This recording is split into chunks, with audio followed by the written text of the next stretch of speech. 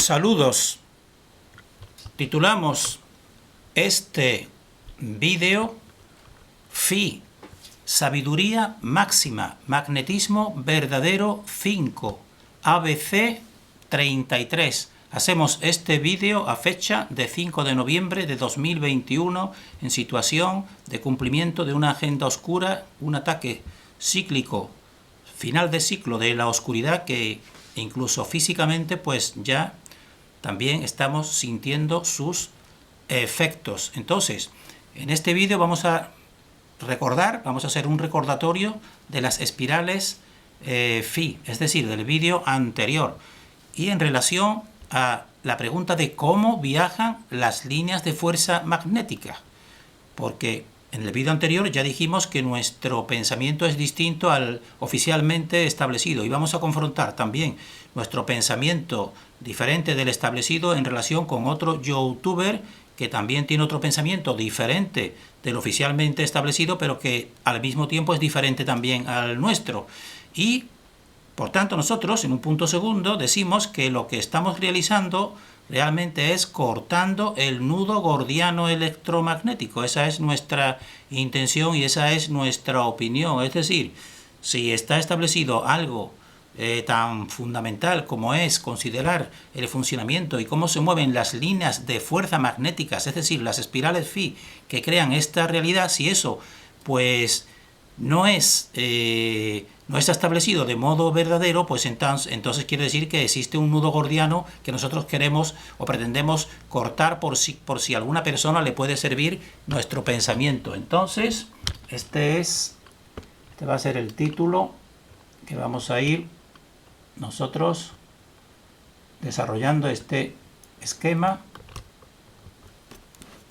Vamos a ver cómo quedará centrado de, como ya ven aquí, pues los dos puntos fundamentales. Entonces el primero es recordatorio. Entonces recordatorio de las espirales Phi, pues ya sabrán por el vídeo anterior, vamos a ir rápido, que las espirales Phi que estarían aquí pues dualizan todo, lo dualizan todo hasta llegar, pero esto es importante y viene en relación con la pregunta, el cuestionamiento que nosotros presentamos, pero dualizan todo, pero hasta llegar a un límite exterior que sería la corteza mineral, que sería esta parte, la corteza marrón mineral, en que aquí ya no existe dualización, sino ya aquí existe una continuidad y decimos nosotros que la expresamos mediante un empuje del éter, porque el éter empuja, como ya sabrán, y creando esta realidad, un empuje que decimos vertical. Y entonces esta corteza, pues mineral, contrarresta o neutraliza el empuje del éter, porque el éter desde un centro, pues como si inflas un globo, pues va creándolo todo, es decir, con un empuje hacia el exterior hasta que llega a la corteza. Entonces la corteza le pone ese límite a la expansión, y eso es lo que se relaciona con el magnetismo de en los materiales ferrosos, que es la cuestión, es la pregunta o el cuestionamiento que nosotros hemos expuesto en el vídeo anterior. Entonces, ¿cuál sería el nudo gordiano? Pues el nudo gordiano sería este que está establecido aquí. Esto, por ejemplo, es un esquema oficial, como nos dicen, que la Tierra, cómo funcionan estas líneas magnéticas que van de polo a polo, aquí en este caso de un polo sur a un polo norte, pero al mismo tiempo también nos dicen que en los imanes, pues por ejemplo, otro modelo de los imanes pues sería del polo norte al polo sur, pero de todas maneras pues lo que nos dicen es que va siempre de polo a polo, y eso es lo que nosotros hemos dicho en el vídeo anterior, que no es así, sino que van desde un centro se forman las dos espirales Phi hacia los polos y después de los polos retornan al centro. Eso es lo que nosotros hemos expuesto en el vídeo anterior, que es coherente con todo este movimiento inicial creativo de las dos espirales desde el centro, y no viajan de polo a polo, sino desde el centro hacia los polos y después retornan a ese centro. Y entonces también dijimos que, y esto es algo muy distinto, que cuando se confrontan dos imanes no se atraen los polos de distinto signo, como nos dicen. Los polos de distinto signo nosotros decimos que son repelidos desde un centro omnipresente que se concreta en el muro de Bloch, que separa y repele los dos polos de los imanes.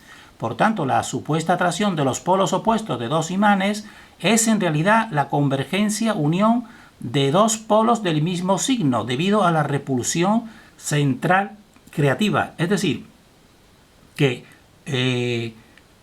no existe atracción de polo masculino a polo femenino, sino existe una convergencia, decimos nosotros, que hace unirse a dos polos del mismo signo, en el mismo, podemos decir así, en el mismo polo general del toroide, es decir, un polo norte y un polo sur, tan sencillamente. Esto es muy distinto, a lo establecido. Y entonces aquí los pusimos nosotros en el vídeo anterior, que todo se dualiza en dos partes, polo norte y polo sur, todo polo norte incluso. Y entonces, por tanto, pues los mismos imanes pues vienen en esa misma confrontación, en esa misma disposición, polo norte y polo sur. Entonces esto es distinto pues a lo establecido. Y el cuestionamiento que nosotros dijimos era que si las espirales free crean desde este origen, como acabamos de decir, separando todo en dos polos, que sería el magnetismo universal, ¿cuál es la explicación de que los materiales ferrosos, como este clavo que tenemos aquí, sean atraídos por estos dos polos? Porque según ese enunciado inicial, pues tendría que ser que hubiese elementos metálicos o materiales o minerales que unos fuesen a un polo y otros fuesen al otro polo, pero resulta que lo que nos encontramos, por ejemplo, con los materiales ferrosos, como por ejemplo un clavo de hierro, pues que indistintamente va a un polo o a otro, y entonces eso crea un cuestionamiento que un inteligente youtuber pues ha visto esa incoherencia para él, entonces él intenta darle una explicación. La incoherencia sería de cómo viajan las líneas de fuerza magnéticas. Entonces él propone aquí su modelo, que es le llaman un doble toroide. Nos dicen que las líneas de fuerza magnéticas van en los dos sentidos, llegan a un centro y ahí en ese centro él nos dice danzan en ese centro, y entonces después se emiten por los polos, unas en un sentido y otras en otro sentido. Es decir, que sería realmente pues algo semejante, es decir, viajarían de polo a polo y en dos direcciones. Y entonces si van de polo a polo y en dos direcciones, es por lo que entonces él quiere hacerlo coherente con lo que nos dicen las líneas de los imanes, que están viendo que viajan de un polo solamente al otro, y solamente todas en el mismo sentido. ¿Cómo es que entonces las partículas de hierro pues vayan y se ubiquen tanto en un sentido, tanto al polo norte como al polo sur viajen? Porque queda adherido cualquier elemento de hierro, pues le da igual ir al norte que al sur, y entonces él intenta dar una explicación, le da una explicación que nos dice, y aquí lo expone, que es que en realidad pues estas líneas de fuerza pues van en los dos sentidos, no van, como te dice la oficialidad, solamente en un sentido, por ejemplo de norte a sur, y a lo mejor irían a lo mejor en el modelo terrestre al centro de la Tierra, ahí danzaría y siempre van en ese sentido. Él nos dice no, porque eso no explicaría, por ejemplo, que los imanes vayan en los dos sentidos, las partículas de hierro vayan en los dos sentidos. Tiene que ser que exista este doble movimiento, es decir, líneas de fuerzas magnéticas en un sentido de polo norte a polo sur, por ejemplo, y otras que vayan de polo sur a polo norte. Y esa es la explicación que él le da. Pero esta explicación realmente pues no es lo mismo que la nuestra, porque nos sigue diciendo que las líneas de fuerza viajan de polo a polo. Lo que pasa es que él lo pone en los dos sentidos, a diferencia de la oficialidad, que lo hace de esta manera. Y entonces nosotros decimos, pues nosotros cuestionamos esta solución, creemos que esto no es solución por la siguiente cuestión. Cuestión A, que entonces si fuese así, que entonces los elementos de hierro pues cogiesen bien un sentido en una dirección, por ejemplo de norte a sur, esa variante, esa línea de fuerza, o la otra línea de fuerza opuesta, pues entonces debería haber alguna relación fenomenológica de los elementos ferrosos, por ejemplo del tamaño o de la forma, que los hiciera ser en este sentido positivos o negativos, es decir, que viajasen en un sentido o en otro sentido según algo que cambiase y que los hiciese que unos se ubicasen en una línea que va, por ejemplo, de norte a sur y otra que fuese de sur a norte. Debería haber algo que los hiciese establecerse en un solo sentido correspondiente. Y resulta que no es así. Resulta que los elementos ferrosos, independientemente de las modificaciones accidentales, como pueden ser de tamaño, de la forma o de cualquier otra modificación, pues siempre viajan a ambos polos siempre viajan a ambos polos a partir de este muro de Bloch, siempre van a ambos polos. Y debería haber, por ejemplo, alguna de estas partículas que dijesen, bueno, si son estas líneas las que los direccionan, pues tendría que haber alguna circunstancia de modificación o de diferencia que una partícula de ferrosa pues siempre coja esta dirección, vaya, por ejemplo, del polo norte al polo sur, siempre, porque cogería esta línea debido a algunas características propias, pero resulta que eso no se da. Resulta que hagas todas las modificaciones, siendo esa partícula ferrosa, pues siempre va en un sentido y en otro sentido, y siempre a partir de este centro. Por tanto, no nos sirve esta explicación que le da, que viajan de polo a polo, pues no nos sirve a nosotros de modo explicativo de este youtuber inteligente. Y entonces, nosotros vamos a decir nuestra explicación, que ya lo decimos, que es simplemente, pues, una cuestión de debilitamiento del campo magnético que separa y porque el campo magnético sería realmente lo mismo que la fuerza gravitatoria, realmente, porque para nosotros la fuerza gravitatoria, ya sabrán que para nosotros consideramos que no es así, sino que es el electromagnetismo, es decir, estas formas que estamos viendo de estas espirales que todo lo pulsan. Entonces vamos a clarificar una serie de conceptos como, por ejemplo, como estamos diciendo y poniendo esta pregunta que hemos hecho aquí, un imán, y hemos puesto aquí también, pues, clavos de elementos de hierro, clavos de hierro, pues nosotros, ¿qué sería un imán o qué representa un imán como el que tenemos aquí? Pues nosotros decimos que un imán es un fractal pero en el nivel mineral. En el nivel mineral sería en el de la corteza, en el de los minerales. Un fractal en el nivel mineral del esquema básico de este toroide universal, que sería un polo y otro polo y un centro o muro de Bloch. Sería un centro y dos polos creativos. Entonces, un imán sería lo mismo que este fractal, aunque aquí sabemos que este no es el modelo de nuestra Tierra, que es al revés, pero aquí puede servir esta representación. Entonces, es un fractal, es decir, son como si dijéramos así, la forma general del modelo es el mismo, dos polos y un centro de separación. ¿Y qué sería una brújula? Pues sería una brújula que tenemos aquí, no es ni más ni menos que un imán, lo mismo que un imán, pero en forma de una aguja que se mueve. Y entonces, esa aguja que se mueve es afectada por el empuje de estas líneas magnéticas que todo lo distribuyen y lo crean. Entonces, el empuje de las líneas de fuerza magnética del toroide universal, pues es lo que reconduce el movimiento de la brújula. Y entonces, como es un fractal de este toroide, pues adopta la misma disposición espacial norte-sur de las líneas de fuerza, pues, para que vean que es realmente la explicación más sencilla. Pero entonces, ¿cuál sería la explicación de que estas partículas de hierro pues vayan de un modo indiferente a un polo que a otro?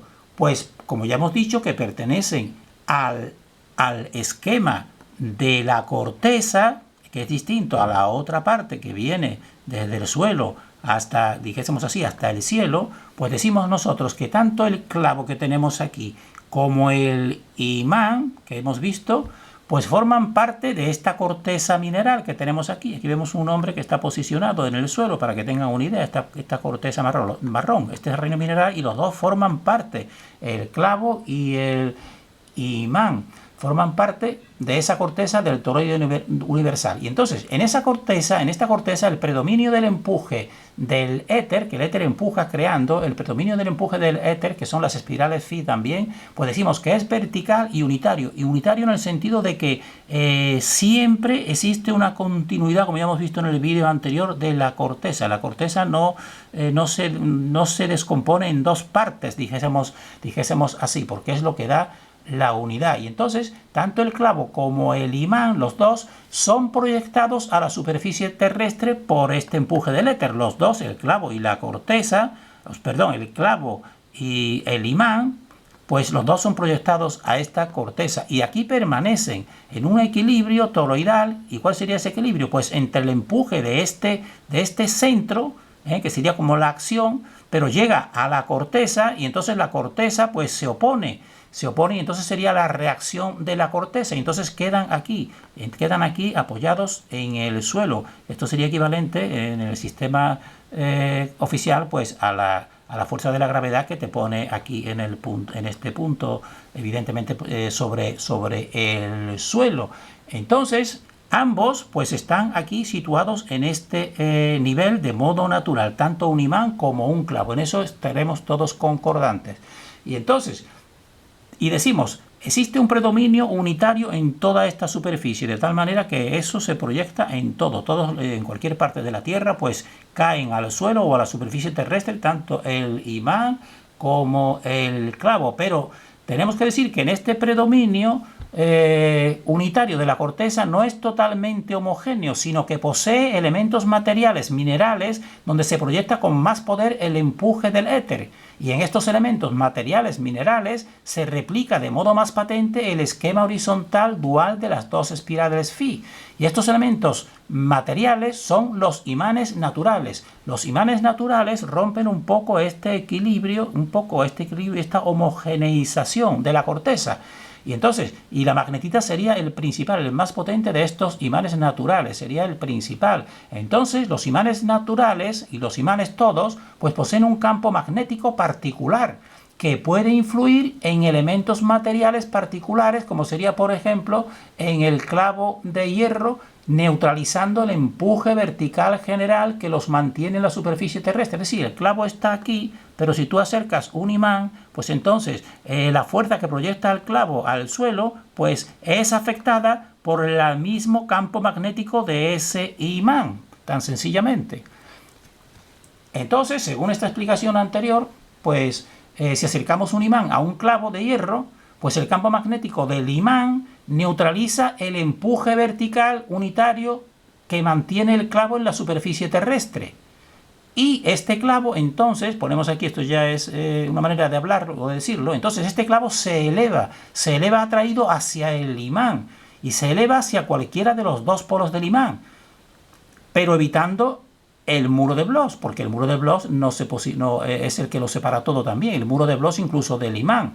Entonces, al clavo de hierro le da igual ir al polo norte o al polo sur del imán, porque lo que mueve hacia el imán, a este clavo, es escapar a la tensión vertical del empuje del éter, que lo mantiene pegado a la corteza terrestre. Y como dicha tensión también está en el muro de Bloch del propio imán, pues entonces él evita dicho muro y se ubica en cualquiera de los dos polos del imán.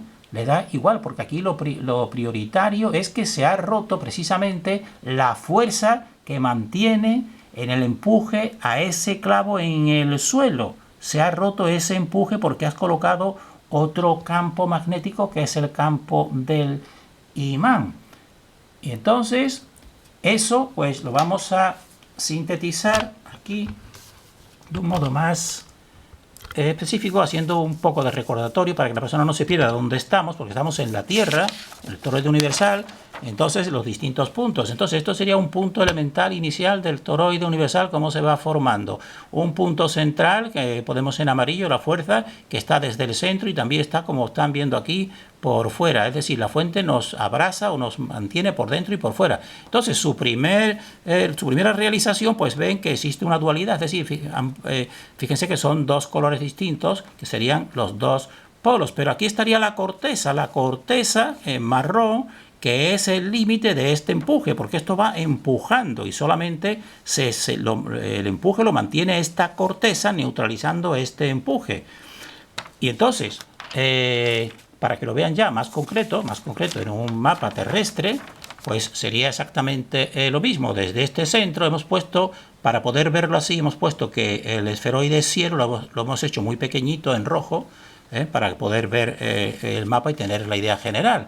Entonces, desde este centro, pues se proyectan esas líneas de fuerza que van creando todo hasta que llega a esta corteza. Y en esta corteza, pues es donde nos proyecta, como nos dice la fuerza gravitatoria, a todo y a este reino mineral y a todos los seres, pues aquí proyectando ese empuje. Y aquí está proyectado el clavo de hierro y también el imán. Pero si tú coges un imán y lo coges con las manos y lo separas, y coges un clavo también y lo separas y haces la influencia, pues entonces pasará lo que acabamos de decir. Y por eso al imán le da igual, perdón, al clavo le da igual pues ir a cualquiera de los dos polos, porque entonces vamos a verlo aquí desde esta otra posición, este otro esquema. Vemos aquí, aquí el centro donde se emite todo. Entonces vean que todo esto es, toda esta parte, todo es la corteza. Y entonces desde este centro, pues estas líneas magnéticas de empuje del éter o de las espirales phi, como quieran, pues son las que te separan y te forman toda esta corteza que están viendo aquí, y nos deposita y todo cae a la corteza precisamente por ese empuje, por el empuje desde arriba hacia abajo, y no como nos dice la falsa gravedad, que es desde abajo que nos jalan hacia abajo, sino desde arriba hacia abajo, empujan. Pues muy bien, entonces aquí está el clavo y cualquier otro elemento que esté en la superficie, como si pones este imán aquí apoyado en el suelo, pues los dos estarán en el suelo porque este empuje general, vertical, que decimos nosotros, pues es el que los lanza a la superficie terrestre y están en el suelo. En este caso pueden estar en una mesa, es lo mismo, este clavo y el imán. Ahora bien, tú coges el imán que tiene su propio campo, su propio campo magnético, y entonces lo proyectas, lo acercas al imán. Y entonces el imán realmente su posición pues está en un equilibrio entre el empuje general total del éter y la reacción de la corteza. Él está aquí en este equilibrio, está neutralizado en este equilibrio. La corteza que se opone y el empuje del éter que lo lleva a esta posición hasta que se proyecta en el suelo terrestre, evidentemente. Ahora, tú coges un imán, lo coges con tu mano, lo acercas y entonces ves que el clavo va y acude a cualquiera de los dos polos de este imán. ¿Y por qué sería eso? Sencillamente porque este equilibrio que tenía el clavo apoyado en el suelo o en la mesa o en cualquier sitio debido a la fuerza gravitatoria que tenemos aquí, este equilibrio, pues cuando tú le pones otro campo magnético, pues entonces ya lo libera de esa posición en la que estaba. Entonces lo libera y entonces entra en el campo, está influido en el campo del nuevo elemento que es el imán, del campo magnético del imán. Y entonces, al ser liberado de esta presión que lo mantenía ahí en el suelo, pues él vuela, podemos decir así, vuela, pero le da igual cualquiera de los dos polos. Le da igual porque aquí lo sustantivo es que se ha liberado de este punto. Ahora, lo que no le da igual al clavo es el muro de Bloch que tenemos aquí también en este imán. Él no se posicionará en el muro de Bloch porque el muro de Bloch del imán es también equivalente a la repulsión central que crea toda esta dimensión. Entonces, excepto en el muro de Bloch no irá, pero irá a cualquiera de los otros dos polos. ¿Por qué? Porque se ha liberado de la presión, podríamos decir también, para que la persona lo entienda, gravitatoria, podríamos decirlo, aunque sabemos que no es la gravedad, sino que es el éter, de la presión del éter, o si lo quieren ver claramente, de la presión gravitatoria, y entonces entra en el campo que le ha liberado, pero a cualquiera de los dos polos le da igual exactamente, porque un clavo pues no es un imán. Si fuese otro imán, pues entonces ya sí tendría que ver su conexión, porque estarían los dos en el mismo sistema, pero aquí no están los dos en el mismo sistema. Uno está recibiendo, como todo, su proyección en la corteza, en el suelo, proyectado por el empuje del éter, y cuando le acercas otro campo magnético pues rompe ese empuje, entonces por eso le da exactamente igual. Y esta es la explicación que nosotros damos, coherente con todo el sistema que estamos expresando, que es el más simple. Desde un centro se crean dos polos y lo van estableciendo todos los distintos niveles. Entonces terminamos aquí. Si alguien pues supiera darle otra explicación, mejor, por supuesto, pero que sea concordante con un sistema, no solamente que uno diga caprichosamente esto pasa por esto y se acabó. No, tienes que dar, igual que hacemos nosotros, todo el sistema, la coherencia de todo un sistema que es simple y profundo, que es un centro, lo crea todo pues separando en dos polaridades, pero cuando llegas a la corteza ya no son dos polaridades. Cuando llegas a la corteza ya es una parte unitaria, una parte unitaria en la cual todo está, decimos así, dirigido por una presión que decimos nosotros vertical en lugar de horizontal, para que nos entiendan. Terminamos aquí deseando para todos pues fortaleza en este ataque final de la oscuridad.